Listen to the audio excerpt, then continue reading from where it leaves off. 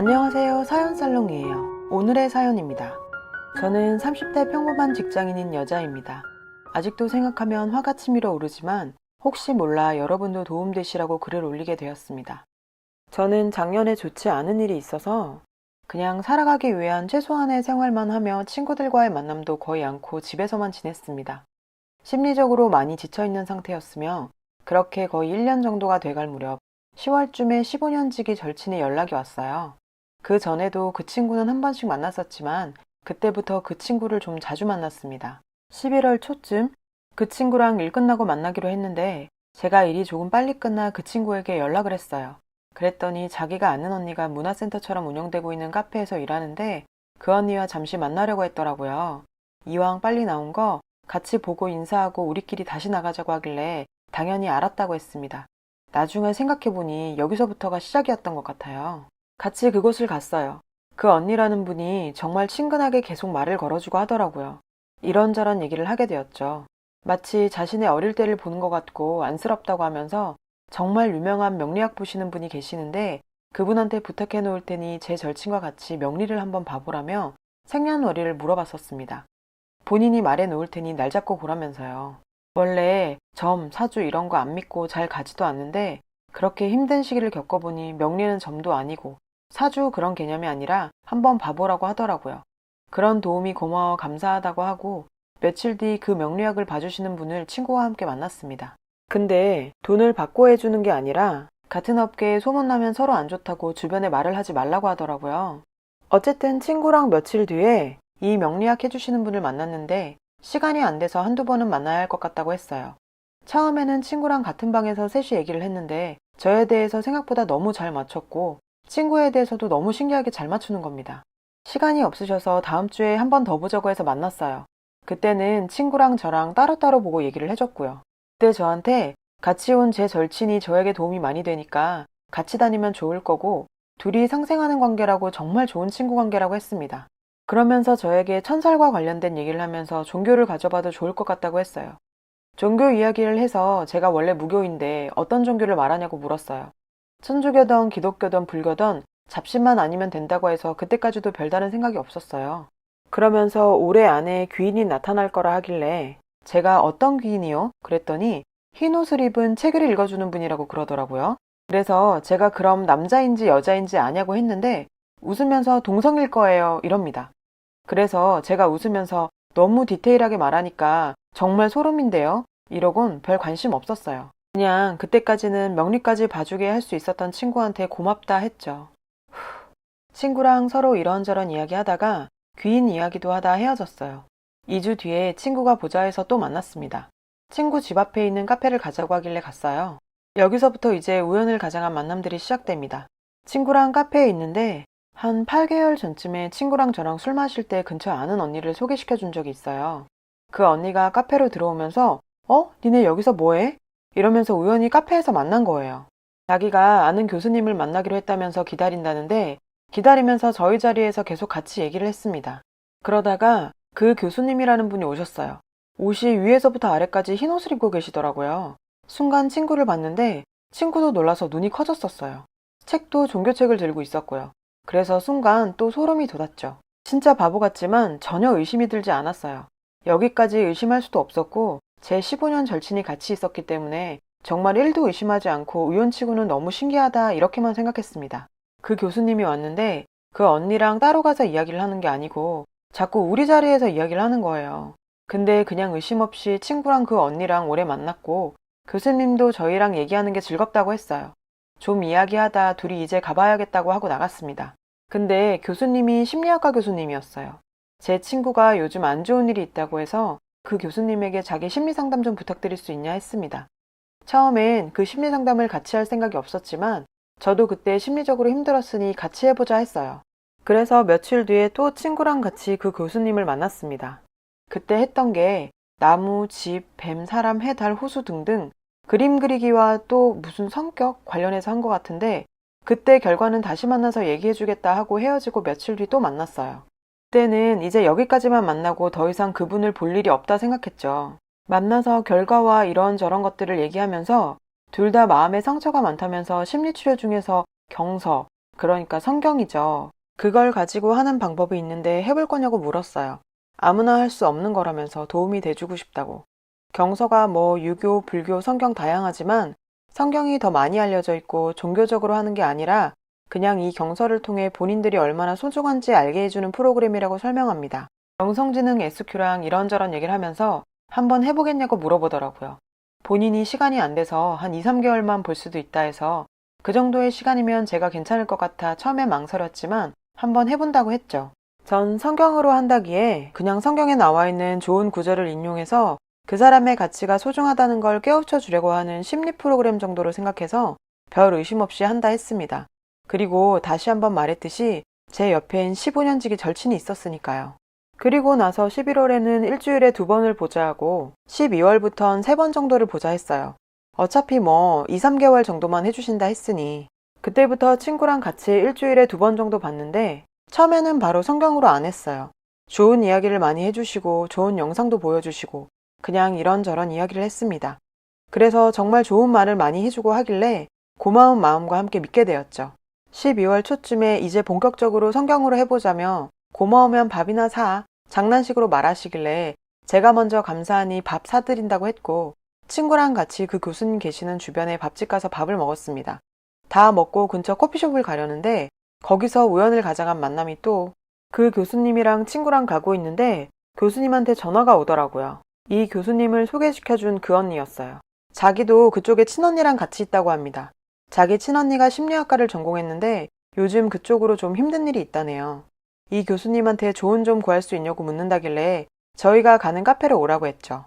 그렇게 해서 저 친구, 교수를 소개시킨 언니, 그 친언니까지 5명이서 같이 보게 되었습니다. 어차피 제 친구랑 교수님을 소개시킨 언니는 원래 알던 사이였고 뭐 상관없으니 같이 이런저런 얘기를 했죠. 그 친언니가 그 교수님이랑 심리학과나 뭐 현재 심리상담을 해주면서 겪는 고충 이런저런 얘기를 하더라고요. 자기도 그 NLP를 같이 들을 수 있냐고 부탁해서 그 교수가 저랑 친구에게 같이 들어도 상관없냐고 물었어요. 그래서 그 언니까지 오게 됐죠. 본격적으로 성경으로 시작할 때 셋이 같이 하게 된 거예요. 처음에는 진짜 전혀 이상한 것도 없었어요. 좋은 구절 읽어주면서 너희는 소중한 존재다 말하길래 솔직히 마음의 위안도 됐고 친구랑도 정말 좋은 분인 것 같다 했습니다. 2번째 성경으로 했을 때는 종교라는 단어를 한자로 쓰면서 능수능란하게 성경에 대해 풀어나가더라고요. 인문학 같은 거 해주면서 유교, 불교, 기독교 있는데 누가 어쩌고 저쩌고 이런 것까지 설명하면서 3번째 정도 들었을 때 어느 순간부터 성경은 하나님, 즉 신이 저자이며 대피를 한 자들이 사도선지인데 35명이라 어쩌고 저쩌고 전도하는 느낌이 강하게 들더라고요. 그 교수님 집 앞에서 셋이 이런저런 얘기를 했는데 제 친구도 그렇고 그 언니도 그렇고 일단 더 들어보고 아닌 것 같으면 그만두겠다고 저는 무교라 성경을 잘 모르니 이상한 점을 알려달라 했죠. 그리고 같이 제 차를 타고 친구를 집에 데려다 주면서 의심 가는 부분을 몇 개 말했습니다. 그랬더니 친구는 자기는 자기가 판단해 보겠다며 아직 이상한 것이 없었다고 했어요. 그 교수가 이상한 말을 하면 자기가 먼저 안 한다고 말하겠다고 하고 나니 저는 또 거기서 의심을 접었습니다. 근데 정말 신기한 게 그 다음날 가면 제가 친구에게 의심스럽게 말했던 부분을 그 교수가 정말 자연스럽게 술술 말하는 겁니다. 정말 우연히 그 말이 나온 것처럼 해서요. 그래서 제가 친구에게 집에 갈 때 저 교수 나한테 도청장치 달았나? 내가 말하지도 않았는데 어떻게 알지? 이랬어요. 친구는 뭐 심리상담 해주면 공통적으로 궁금한 부분이 있으니까 그런 거겠지? 이래서 진짜 또 바보같이 의심을 안 했습니다. 저도 진짜 심리적으로 많이 약해 있었던 것 같습니다. 원래 의심이 많은 성격인데. 그리고 이걸 시작했을 때 그 교수라는 사람이 인터넷 믿지 말라고 검색해보지 말라고 하더군요. 가족들이나 남친한테 지금은 말하지 말고 좀 지나면 말하라고 했어요. 이유는 아무리 심리상담이지만 경서로 한다고 하면 사람들이 일단 의심부터 하고 오해한다면서요. 그러면서 좀 더 해주고 싶다고 길면 1년까지도 걸린다 하더라고요. 어차피 그렇게 할 생각도 없었고 딱 말한 기간까지만 할 생각이었습니다. 그 교수라는 사람한테 부담드리기도 싫었고요. 어느 날 제가 술 먹고 우연히 가족들에게 말했고 사실 남친은 처음에 심리상담부터 지금까지 얘기했을 때 별로 의심 가는 부분이 없다고 했어요. 근데 엄마랑 오빠는 뭔가 이상하다며 하지 말라 말렸어요. 전 힘들 때 우연히 친구를 통해 알게 된 분이 해주시는 거라며 울면서 싸우기까지 했습니다. 제가 하는 거 안 믿어준다며. 진짜 그날 저희 친오빠 멱살까지 잡을 뻔. 그날 서러워서 많이 울고 인터넷에 검색을 했습니다. NLP 성경부터 검색했는데 여기서 의심을 시작하기 시작했어요. 친구한테 새벽에 카톡을 캡처해서 보내면서 이상하다고 했습니다. 친구는 또 계속 자기가 들어보고 판단하겠다 시전하며 저한테는 알아서 하라고 하더군요. 제가 다음날 가는 날이었는데 그날 감기가 심하게 걸려 아파서 오전에 그 교수에게 못 간다고 전화했어요. 저는 당연히 제가 안 가면 그 언니랑 친구 둘이 할 줄 알았는데 제가 안 간다고 취소가 됐다고 하더라고요.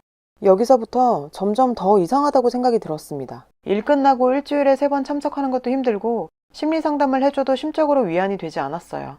더 스트레스 받는 것 같아서 그 교수에게 전화를 했습니다.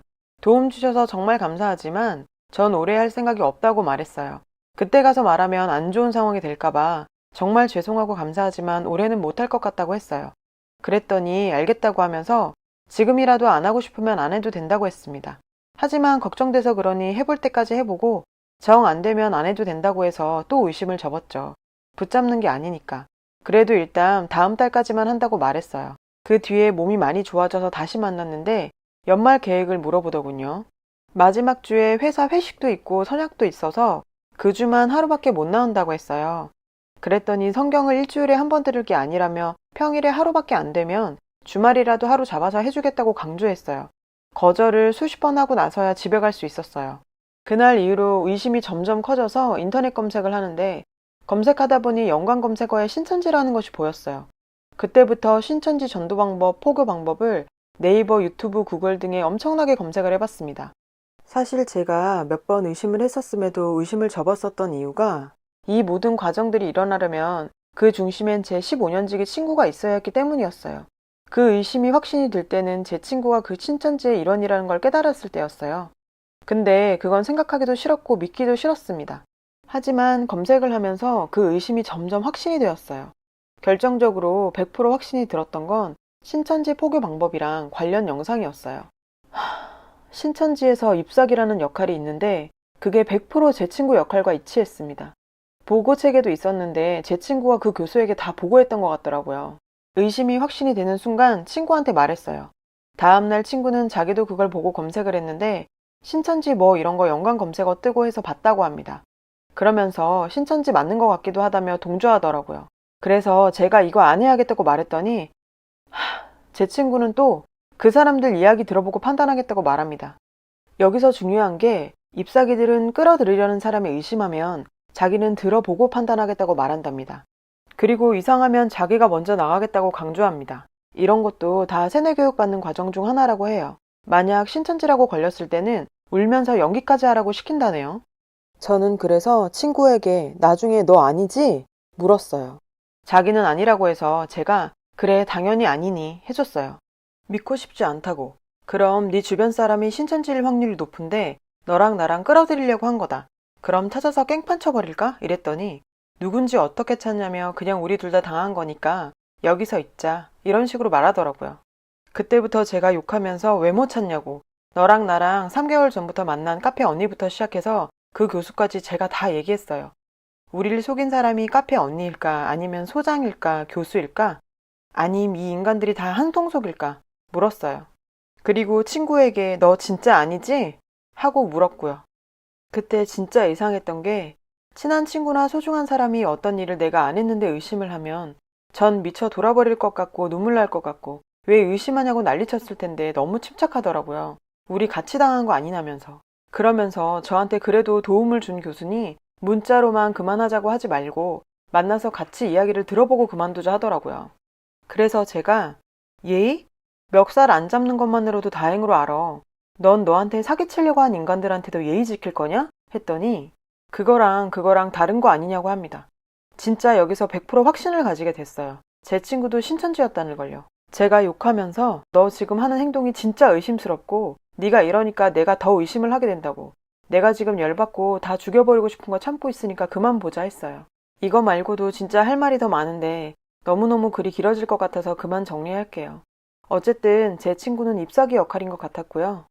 저 하나 끌어들이려고 6명에서 작전을 짜고 판을 짜서 사기판을 만들어서 거짓말을 밥 먹듯이 하며 끌어들이려 했다는 사실에 화가 치밀어 올랐죠. 의심하기 싫었던 제 친구가 거기에 관련돼 있다는 생각과 그동안 저를 보며 했던 연기들을 생각하며 친구가 배신감에 치를 떨었어요. 천연덕스럽게 거짓말하면서 연기했던 모습 생각하면 무섭기까지 하더라고요. 죽을 만큼 힘든 사람 심리 이용해서 사람 마음 농락하고 15년 된 친구한테 사기쳐가면서 판짜면서 사람 끌어들이는데 이게 제정신들입니까? 저도 정말 제 자신이 시간 쓰고 돈 쓰며 당한 게 한심스럽습니다. 심리가 그만큼 약해져 있을 때 누구든 안 당한다고 할 수 없습니다. 다들 조심하세요. 가족으로 위로가 되지 않는다면 정식으로 상담센터를 직접 방문해 보시는 게 좋을 것 같아요. 긴 글 읽어주셔서 감사합니다. 여러분, 사연과 댓글에 응원과 현명한 조언 부탁드려요. 좋아요와 구독은 저에게 큰 힘이 됩니다. 오늘도 좋은 일 가득하세요.